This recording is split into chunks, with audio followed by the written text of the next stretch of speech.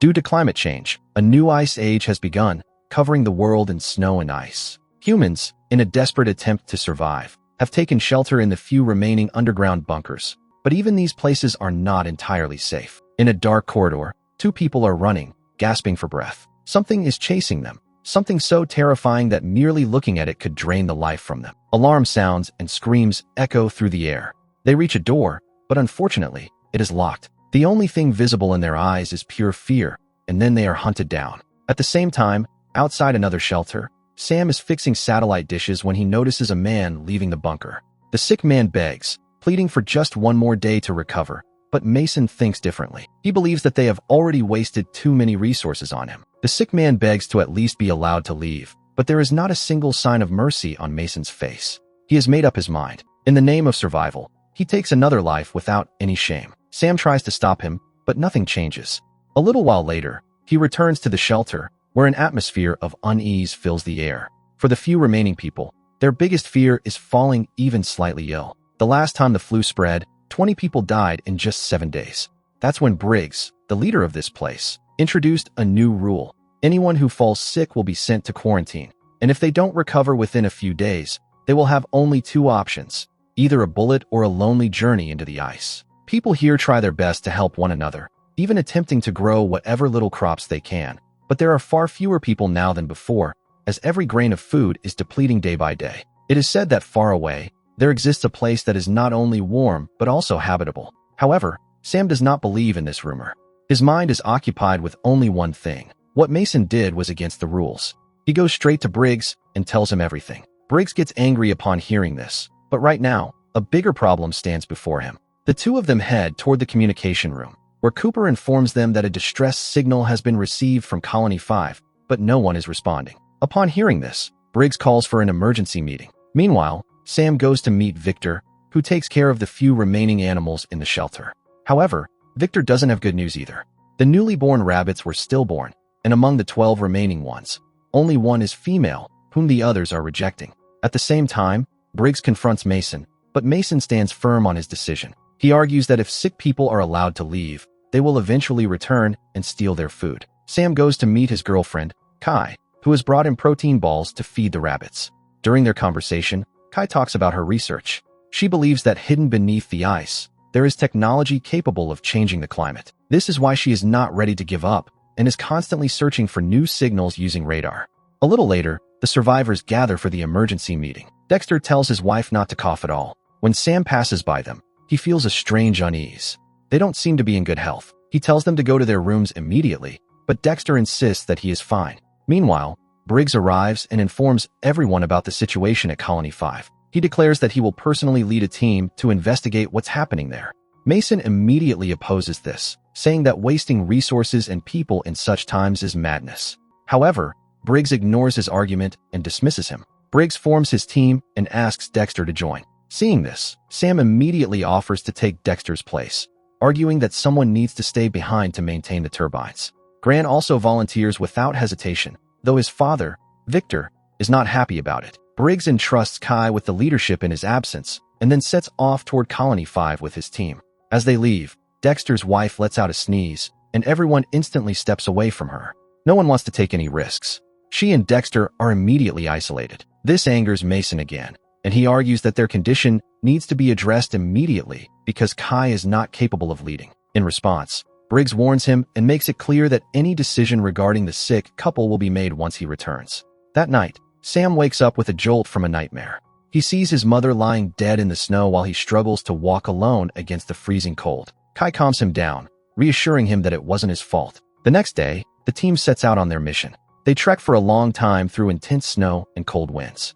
Along the way, they pass through an abandoned city where only silence and the remnants of past lives remain. A little further, they discover an old weather alteration machine, a device that once had the power to change the climate, but now, it is nothing more than a useless chunk of metal. Eventually, they reach an old bridge and attempt to cross it cautiously. However, it is far weaker than expected. They tread carefully, avoiding cracks and gaps. At one point, as Briggs steps forward, a section of the bridge collapses beneath him. He is about to fall, but manages to save himself just in time. After crossing the bridge, they spot a car with a lifeless body lying next to it, a gun in its hand. As they approach, they find an entire family's corpses inside the car. They realize that the man first killed his family and then ended his own life. After trekking for a long distance in the snow, they come across a crashed helicopter. Seeking shelter from the icy winds, they take refuge inside it for the night. Gran, sitting inside the helicopter, marvels at the idea that people once used to fly in such machines. He has never seen a helicopter before, nor has he ever witnessed a plane soaring through the sky. He gazes at the machine in astonishment, wondering what it must have felt like when it was in the air. Briggs contacts their post to check on Colony 5's condition. Cooper reports that Dexter and his wife's health is deteriorating. Mason keeps insisting that they must be checked. Frustrated, Briggs finally grants Cooper permission to stop Mason if he crosses the line. That night, Grayson finds an old adult magazine, and as soon as the others notice, they start teasing him. Amidst the jokes, Briggs shares a story. This place is quite close to where he had once saved Sam. Curious, Grant asks about it, and Sam begins recounting his past. When he was young, his family and some other survivors had taken refuge in an old coal mine. As long as they had food, everything was fine, but once supplies ran out, people even ate dogs and cattle. One day, Sam's father and a few men went into the city to find help, but none of them ever returned. Slowly, hunger and disease tightened their grip on the shelter. Sam realized that if he didn't get his mother and sister out, they wouldn't survive. But just as they were about to leave, a terrifying blizzard hit, separating them. He never saw his mother and sister again. He survived only because Briggs saved him in time. The next day, the team finally reaches Colony 5, but as they approach the gate, their faces turn pale. Bloodstains are splattered everywhere. Carefully, they open the door and step inside. A strange, burnt smell lingers in the air. As they move toward the basement, they see even more bloodstains. And then, as they turn a corner, they stop dead in their tracks. It is the same corridor from the beginning of the story. Colony 5 was supposed to have 50 people, but not a single soul is in sight. This strikes everyone as eerie. For safety, Briggs hands a gun to Graydon, and the team cautiously advances. Every corridor they pass is filled with bloodstains and destruction. Just when it seems like no one has survived, a faint noise comes from a locked room. Sam immediately breaks the lock, and as the door opens, they find an unconscious man on the ground. As they approach him, the man starts screaming, as if expecting to be killed. Slowly, he calms down and introduces himself as Leland. He has been trapped here for days without food or water. He has no idea if anyone else is alive. Leland reveals that Colony 5 had repaired their antenna a few days ago and received a radio message, which is still playing on the screen. The screen shows a man standing in a place free from snow, claiming that his team has repaired an old weather machine, causing the ice to melt. Now, there is fertile land where crops can grow. But the real problem isn't this. Their signal was disrupted, and only half the message was captured. Leland explains that they tracked the signal and sent a team to investigate. However, before they could reach the location, they encountered something terrifying, something that followed them all the way back to Colony 5. Sam immediately pulls out a map and asks Leland for the exact location. Briggs says they will take Leland with them for more details. But Leland begins trembling with fear. Before they can waste any more time, they gather as many supplies as possible and attempt to contact their colony, but there is no signal. Just then, strange noises start coming from the corridor, footsteps rushing toward them. Leland screams in fear and runs back inside the room, locking the door from the inside. Now, the three of them are alone. As they move forward, the sounds of beating and screaming grow louder, as if someone is being butchered right inside the colony. Moving ahead in the darkness, their eyes catch the glow of torches. As they approach, a horrifying sight unfolds before them, something that sends chills down their spines. Among the scattered corpses of colonists, a man is cutting up a dead body, while others around him are chewing on human flesh. A wave of nausea and terror washes over them. Just then, the butcher, who is chopping the body, notices them. For a moment, silence takes over. Then suddenly, he charges toward them. But Sam reacts quickly and fires a shot. The butcher collapses to the ground. However, the sound of gunfire awakens more cannibals. A massive man, possibly their chief, roars in rage. The entire hall echoes with screams and frantic movements. Sam aims at the chief's ear and fires, trying to stop him, taking down another cannibal. But they are outnumbered. Briggs throws a stick of dynamite into the crowd, causing a massive explosion that ignites a raging fire. Amidst the chaos, Graydon makes a mistake and gets separated from the group. Before he can react, the cannibals surround him and pounce on him. Briggs and Sam rush in, battling one cannibal after another. It becomes a desperate fight for survival, where they take down every hunter in their path. But when they finally spot Graydon, it's already too late. He lies lifeless on the ground. Briggs and Sam have no choice but to move forward.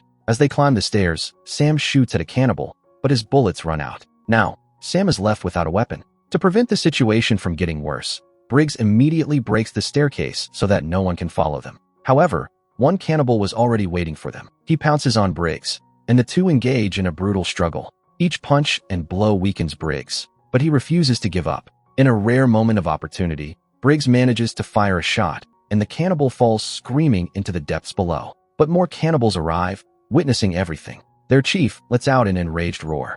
Without wasting a second, Briggs and Sam rush outside. As soon as they reach the tower's entrance, Briggs throws another stick of dynamite. A powerful explosion shakes the structure, and the entire tower begins to collapse. The path to the colony is now permanently sealed. The cold intensifies as the two trudge through the snow for a long time until they once again spot the helicopter they had previously taken shelter in. Briggs decides that they will stay here, as the freezing temperature is getting worse. Inside the helicopter, Sam and Briggs discuss the cannibals. Sam still struggles to accept the reality that people could become so desperate from hunger that they would resort to eating each other. Briggs remains silent for a moment before taking a deep breath and saying, "People will go to any extent to survive, Sam. I've seen it with my own eyes." The next morning, Sam and Briggs face yet another problem. They realize that the cannibals have been tracking them and are now dangerously close. Sam fears that if these people continue to follow them, they will eventually reach the colony. Briggs comes up with a plan. They will use an old bridge to stop the cannibals. Running as fast as they can, they sprint across the bridge. Sam makes a risky jump to the other side, while Briggs lags slightly behind. Just then, the cannibals arrive at the bridge as well. Briggs pulls out a small stick of dynamite and places it near a large hole to bring the entire bridge down. But the wind is too strong, and as soon as he lights the fuse, it goes out. Briggs fights against the gusts of wind, repeatedly trying to relight the fuse. Meanwhile, the cannibals carefully navigate the bridge's narrow gaps, some losing their balance and plummeting to their deaths, but many still manage to advance. Finally, Briggs succeeds in igniting the fuse and lures the cannibals closer.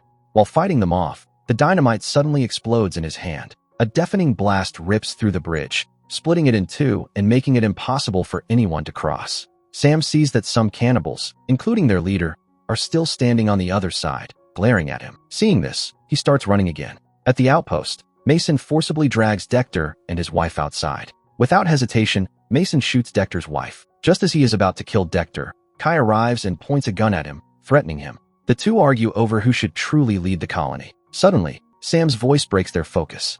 Dector seizes the opportunity and escapes, while Kai rushes to Sam, who has collapsed from the cold. A little later, Mason also arrives and, without wasting time, strikes Kai hard, knocking her down. Hours later, Sam regains consciousness inside the outpost and delivers the tragic news of Victor's son's death. But before he can process it, Mason suddenly enters, cuffs Sam to the bed, and furiously declares that the command has changed. Now, only survival matters. Rations will be cut by 50%. Anyone showing symptoms of illness will be checked immediately, and those who don't work will starve. Sam desperately tries to convince Mason that they need to leave immediately, or else the cannibals will reach them. He talks about the warm place he saw in the video, but Mason refuses to believe him and walks out without responding. Later, a young boy secretly approaches Sam and reveals that he has stolen the key to the handcuffs.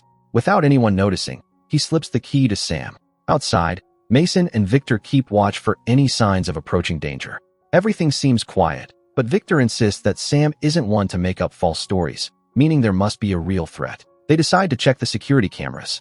Just then, a panicked colonist rushes in, breathlessly announcing that Sam has escaped. Meanwhile, Kai searches for Sam and finds her tied up in a separate room. He frees her immediately and uses the computer to track the source of the message. At first, nothing appears, but focusing on the radar again, they finally detect a signal from the warm place. It actually exists. Sam and Kai pack as many seeds as they can into their backpacks and prepare to escape. But just then, Mason and his group surround them. Suddenly, a loud explosion erupts outside. Everyone rushes to check the security cameras, and what they see leaves them in shock. The cannibals are breaking down the doors. Their leader lifts Dector's severed head as a warning, then smashes the camera. Sam finally convinces Mason to listen. Anyone who knows how to use a gun, take up arms. The rest, hide in the vault. Cooper leads the colonists to the vault and locks the door, while the armed group gathers in the corridor, ready to face the attacking cannibals. The lights suddenly go out. When they flicker back on, the doors are open, but no one is there. Strange noises echo throughout the shelter. Out of nowhere, a cannibal drops from the air ducts directly onto Cooper. He tries to react, but the cannibal throws him down and charges toward the vault. However, the colonists inside manage to shut the door just in time, preventing the cannibal from getting in. Elsewhere, a terrified young girl tries to find a place to hide, but a cannibal finds her and mercilessly kills her. Another attack follows. The cannibals ambush the armed group from the air ducts. A brutal battle ensues, screams echoing as both sides suffer heavy casualties. Amidst the chaos, Mason is gravely wounded. Sam and Kai barely escape, but Victor decides to confront the cannibal leader. He fights bravely, but is ultimately killed. Mason, already injured, takes refuge in a room with other colonists who failed to reach the vault. Before Sam and Kai can enter, Mason locks the door, leaving them outside. But when a cannibal chases after them, one of the refugees panics and pushes Mason, allowing Sam and Kai to slip inside, along with the cannibal. Without hesitation, Kai kills it. The other cannibals reach the door, trying to break in. Sam quickly opens a duct and tells everyone to escape through it. Mason shouts, refusing to go, insisting that staying and fighting is better than freezing outside. But no one listens. One by one, they enter the duct. Sam hands Mason a gun, telling him, "If you're going to fight, at least be prepared." Seconds later, the cannibals break in and attack Mason, but he refuses to surrender, shooting a gas tank. A massive explosion engulfs the area, killing all the cannibals, except their leader, who escapes through the ducts. The leader reaches Sam, and they fight inside the ducts. As they struggle, the panels collapse, sending both tumbling into the cattle room. A desperate battle ensues, with Sam fighting back using whatever he can grab, but the cannibal overpowers him, dragging him across the floor. In his final mistake, the cannibal lets his guard down. Sam grabs a knife, stabbing him in the leg. The cannibal recoils in pain, and Sam seizes the moment, unleashing his full fury and decapitating him. Outside, Kai and the surviving colonists watch their home burn. Sam emerges from the ducts and tells them, "There's only one way now. We must reach the warm place." In the frozen wasteland, they set out, searching for a new home. If you like this video, please do like and share this video, and subscribe to this channel for such videos.